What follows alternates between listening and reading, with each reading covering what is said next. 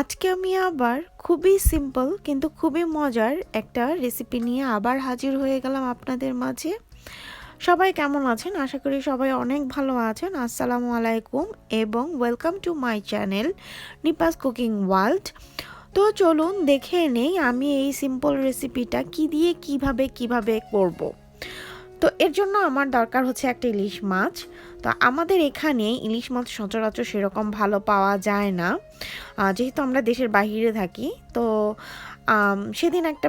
সেদিন বাজার থেকে আমি এরকম একটা মাছ কিনে নিয়ে এসেছি, ঠিক সাইজ এইরকম। তো মাছটা খুবই ভালো ছিল। তো চলুন দেখে নিই কী দিয়ে কী রান্না করব। এর জন্য এই মাছটাকে আমি রান্না করব শুধু আলু আর বেগুন দিয়ে, খুবই সিম্পল ওয়ে বাট খুবই টেস্টি।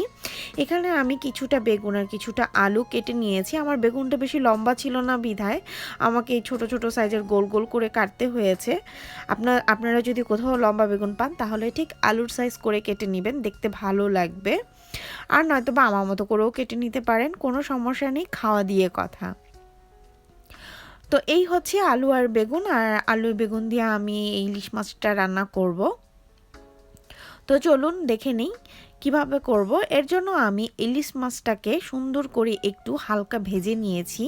ঠিক আমি এইরকম ভাজাটা দিয়েছি, এর থেকে বেশি কড়া ভাজা দেইনি, যেহেতু ফ্রিজে থাকে এই আমাদের দেশের মাছগুলো অনেক দিন, তারপরে আমরা সেটাকে এনে খাই, তো দেশের মতো ফ্রেশ টেস্টটা পাই না। এর জন্য একটু ভেজে নিই যাতে টেস্টটা একটু অটুট থাকে, মাছের যে একটা গন্ধ সেটা যেন না থাকে। ইলিশ মাছে তো গন্ধ থাকবে, বাট সেই গন্ধ না যে অনেক দিন থাকলে পরে যে একটা বাজে টাইপের স্মেল হয়, সের জন্য একটু হালকা করে ভেজে নিই। তো হয়ে গেল আমার ভাজা। এখন আমি চুলার উপর একটা পাতিল বসে সেখানে আমি ইলিশ মাছ ভেজেছিলাম যে তেলটা, সেটা আর আমি ফেলছি না, সেটা আমি এখানে ইউজ করে নিচ্ছি। তো আমি এখানে কিছুটা ওই তেলটা দিয়ে নিয়েছি, দিয়ে নিয়ে আমি এরপরে কিছুটা পরিমাণ মতো তেল দিয়ে নিয়েছি। তারপর দিয়েছি আমি প্রায় একটা বড় সাইজের পেঁয়াজ কুচি কুচি করে কেটে নিয়েছি, সেই পেঁয়াজটা দিয়ে নিলাম। এখন আমি পেঁয়াজটাকে ব্রাউন করে ভাজবো, যতটুকু সময় না ব্রাউন হয়ে যায় ততটুকু সময় আমি মিডিয়াম আঁচে রেখে এটাকে ভাজবো। তো এই ইলিশ মাছটা আমি খুবই সিম্পল ওয়েতে বলেছি রান্না করব, এখানে বেশি কোনো মশলা ইউজ করব না। অনেকে আছে অনেক রকম মশলা ইউজ করে, বাট আমি শুধু অল্প কিছু পরিমাণ মশলা দিয়ে আমি এটাকে রান্না করব, বাট খেতে অসম্ভব মজা হবে। আপনারা অবশ্যই করে খাবেন। আর যারা আমার চ্যানেলটাকে এখনও সাবস্ক্রাইব করেননি, আমি অনুরোধ করছি প্লিজ আমার চ্যানেলটাকে সাবস্ক্রাইব করবেন, পাশে থাকা বেল বাটনটাকে অন করে দিবেন এবং আপনাদের ফ্রেন্ডস অ্যান্ড ফ্যামিলির সাথে আমার এই চ্যানেলটাকে শেয়ার করবেন, কমেন্ট করে জানাবেন, তাহলে আমি অনেক খুশি হব। আর আপনাদের একটু সাপোর্ট, আপনারা তো জানেন যে আমাকে অনেক দূর আগায় নিতে পারবে। তো আশা করি এতটুকু সাপোর্ট আপনারা করবেন। আর যারা আমার চ্যানেলটাকে অলরেডি সাবস্ক্রাইব করেছেন তাদেরকে অনেক অনেক অনেক শুভেচ্ছা, অনেক ভালোবাসা তাদের জন্য রইল আমার পক্ষ থেকে। তো এই যে দেখুন পেঁয়াজটা এখনও হয়নি, আমি আরও কিছুক্ষণ পেঁয়াজটাকে ভাজবো, একটু ব্রাউনিশ কালার করব। আর আমি বলে দেই কিছুটা কথা এখানে, যে ইলিশ মাছটাকে কাঁচা রান্না করলে যেমন ভাজা ছাড়া রান্না করলে খুবই টেস্ট হয় সেটা জানি, বা বলেছি তো আমরা দেশের বাইরে থাকি, এর জন্য ইলিশ মাছ শুধু না, যে কোনো টাইপের মাছ আমাদের এনে একটু হালকা তেলে ভেজে নিতে হয়, নয়তো কিছু কিছু মাছ এতটা বাজে স্মেল থাকে যে খাওয়া যায় না, সেই তরকারিটাই ফেলে দিতে হয়। তা আপনারা যদি ফ্রেশ মাছ কোথাও পান বা যারা দেশে থাকেন তাদের ভাজা লাগবে না, এইভাবেই করে নিতে পারেন। আর নয়তো বা আরেকটা কাজ করতে পারেন, যেটা আমার আম্মু করতো, আমি দেখতাম ইলিশ মাছটাকে যদি কাঁচা রান্না করতো, একটু হালকা লবণ দিয়ে পানি দিয়ে একটু সেদ্ধ দিয়ে সেই সেদ্ধওয়ালা পানিটা রেখে দিত, ওই ঝোলের সাথে আর কি কাজে লাগাতো। তো আমার পেঁয়াজটা দেখুন ব্রাউন হয়ে গিয়েছে, আমি এখানে কিছুটা পরিমাণ পানি দিয়ে নিয়েছি, কারণ আমি তেলের উপর মশলা ছাড়ি না, তাহলে মশলাটা পুড়ে যায়। এখানে আমি পরিমাণ মতো শুধু শুকনো মরিচ গুঁড়া দিয়ে নিলাম। আর এখন আমি পরিমাণ মতো একটুখানি হলুদ আমি দিয়ে এখন এটাকে কষাবো। আর কোনো মশলা আমি এখানে ইউজ করব না, শুধু হলুদ আর হচ্ছে মরিচ গুঁড়ো দিয়ে আমি এটাকে রান্না করব। তো যেটা বলছিলাম, আমার আম্মুকে আমি দেখতাম ইলিশ মাছটাকে কেটে কিছুটা পরিমাণ পানি দিয়ে, অল্প একটু পানি আর একটু লবণ দিয়ে হালকা একটু সেদ্ধ দিয়ে নিত। তারপর সেদ্ধ দিয়ে সেই মাছটা পানিটা সহকারে আলাদা রাখতো।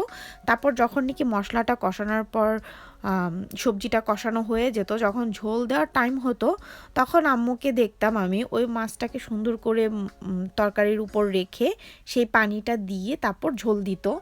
খেতে অসম্ভব মজা হতো, বাট ওইটা পারি না, ওইটা খুব মিস করি।